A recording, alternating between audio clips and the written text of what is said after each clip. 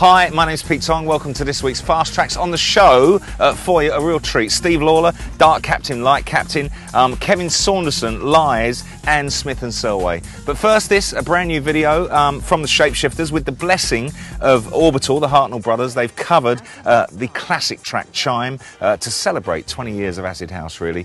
Some great footage on here of old ravers from '88. I hope you're going to enjoy it. This is the Shapeshifters and Chime. One of the biggest hypes that have come on the music scene in recent years. Drugs, sex, sensation. Some newspapers have called acid house music a sinister and evil cult which lures young people into drug taking. What do you know about acid house music?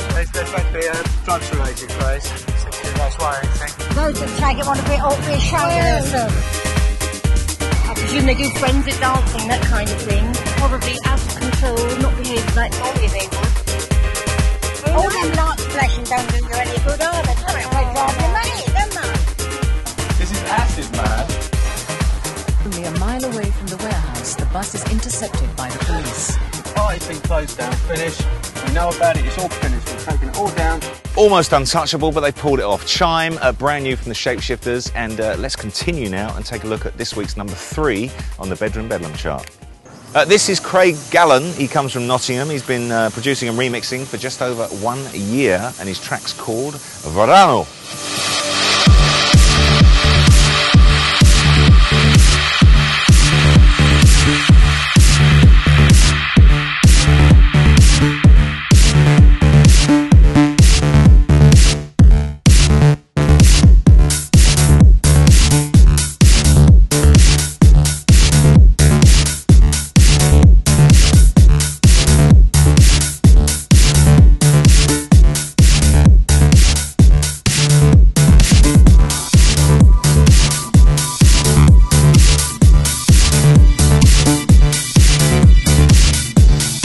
Number 3 on this week's Bedroom Bedlam chart. Time to introduce to you this week's special guest, a man who really needs no introduction, but he's going to get one anyway.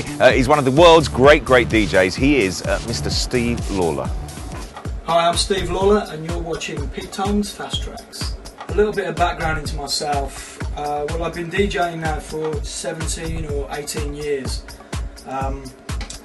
And basically I started out by throwing my own parties. I was too young to be playing in clubs and I wasn't getting booked for the big raves that was going on around, so I used to throw parties in disused warehouses, disused monastery, underneath a motorway bridge, pretty much anywhere where we could get in and set up a sound system and put some light, get a lighting rig set up and get people there. We used to advertise them literally one night before the event so that the police wouldn't come down and shut the event off, and really at the time it was the only way I could perform in front of an audience and effectively start my craft as a DJ.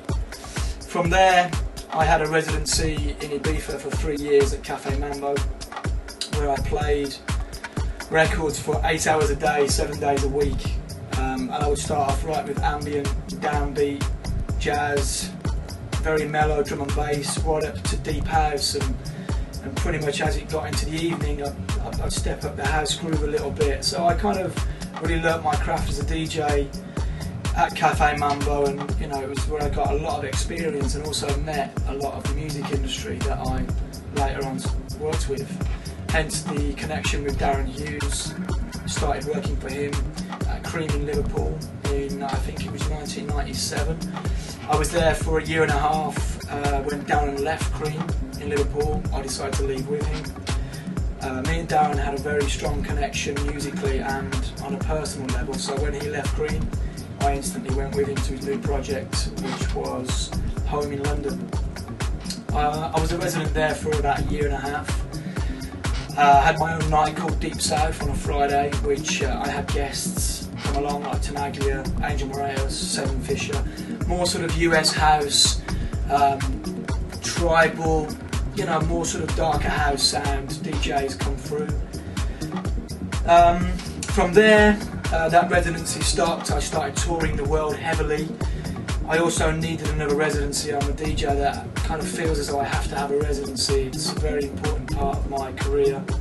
It's where I think a DJ can really feel comfortable and learn their own music, and I think it's really important for a DJ to have a residency, hence why I've always had one. A classic DJ and more from him in a few moments' time, Mr. Steve Lawler, and we'll continue with our classic theme. We've already had a new interpretation of Orbital's Chime from the Shapeshifters, and now this week's remix is by Smith and Selway, Christian Smith and John Selway. Been banging out some amazing techno tunes this year. Anyway, they've got hold of Kevin Saunderson's Rock to the Beat. Remember this?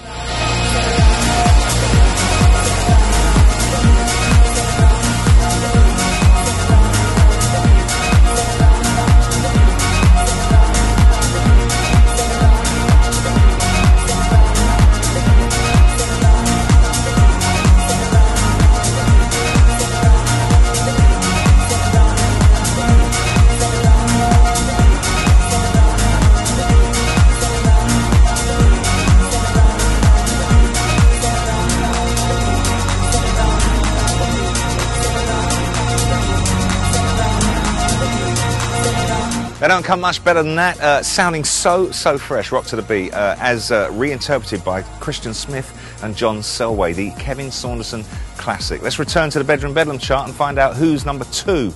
This is Chris Crowther presenting Chris James, who likes to experiment with new sounds and make progressive tech house and minimal beats. His track is called Vasco da Gama.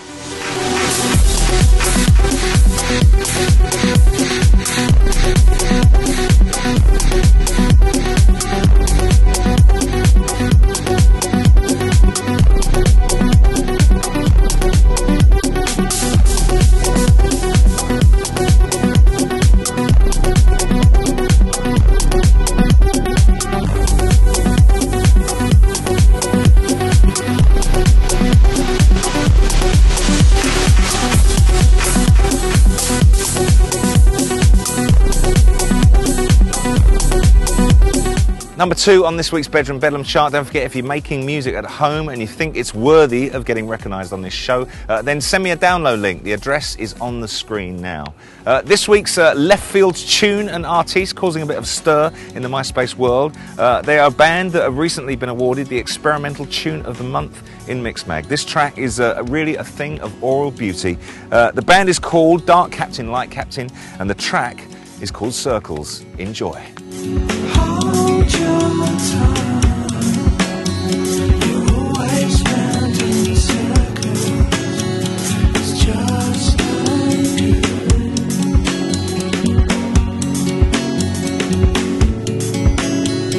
You always loved. You always went in circles. It's just like you.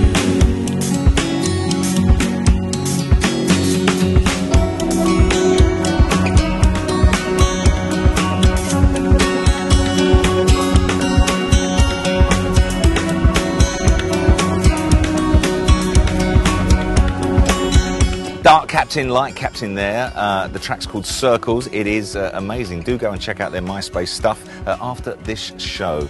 Time for this week's upfront tune. I think Chris Lake's Rising Records have a monster on their hands.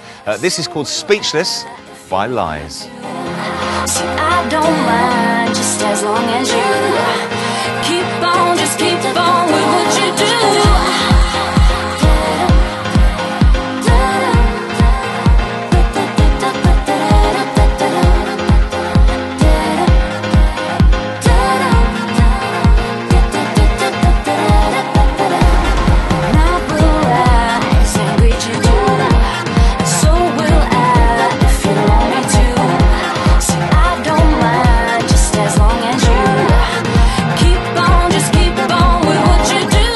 A perfect summer anthem that presses all the right buttons and keeps the sun shining. Speechless by Lies, brand new on Chris Lake's Rising label. That is this week's upfront tune. Time now to return for more chatting with Mr. Steve Lawler. At the start of the year, I had to put together my new Viva compilation titled Viva Toronto, which is, the whole Viva series is associating an album with a city that I had a residency at. And this first one was Viva London in association with Harlem Nights at the end, and this one Viva Toronto in association with the government. The CD is split up into 2 discs, inside and outside. Basically, the CD I put together here in the studio took about 2 months, collecting a lot of tracks, re-editing tracks, layering stuff. I'm putting together the album, so it's more than just a mix compilation. It's cleverly done with a lot of layering, and sometimes 2 and 3 tracks playing together at the same time throughout the whole mix. A lot of looping and effects, and as I say, re-editing in a lot of tracks. But musically, it is to associate itself with the night in Toronto, i.e. the disc 1 is inside, which is the arena at the government, and the outside reflects the roof terrace, the sky bar at the government. Musically, that's exactly what I do for that gig. Aside from that, I spent a lot of time in the studio working on new singles. Last year, towards the end of last year, I recorded 21st Century Ketchup, which came out on Cytec this year. I also recorded Femme Fatale, which is to be released in August this year on Open Records. I've just finished a new single called Pussycat Dragon, literally 2 days ago. But also working on a remix. The most recent remix I'm working on is a remix of my old track Rising on Bedroom Bedlam. So expect to see quite a lot this year and next year, in fact the next few years, because I'm spending a lot more time in the studio now. Aside from this, I'm gigging all over the world. Literally in the summer, I concentrate most of my gigs in Europe. Through to the winter, I'll be touring South America, and Asia again, and that brings us into next year. You can check out my dates on my website, which is www.djstevelawler.com, or check out my MySpace /Steve Lawler. Thank you very much to Steve Lawler for popping by and filling us in on his world. Time now, though, to reveal for you the #1 on this week's Bedroom Bedlam chart. This is from Victor M. He's been producing and DJing for about 4 years. He's actually going to move to London to study sound engineering, and this track is called The Dub Club.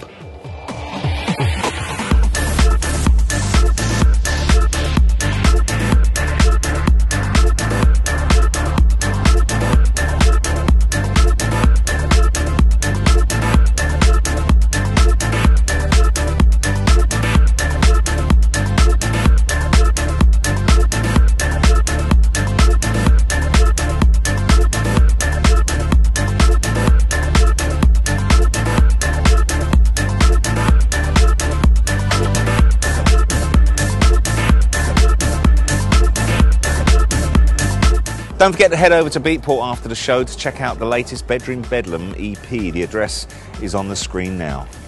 #1 on this week's Bedroom Bedlam chart. If you enjoyed that, you can hear the whole thing in full. We're streaming it now at fasttracks.tv. Whilst you're there, vote for next week's nominees. The 3 tunes that we're nominating are up there. And if you visit the site during the next week, you could be winning a U+3 VIP experience to the I Love Leeds Festival, which takes place in Leeds on the 13th of August. That's it for this week's show. I'll be back in 7 days' time to do it all again. Until then, from me, Pete Tong, happy days.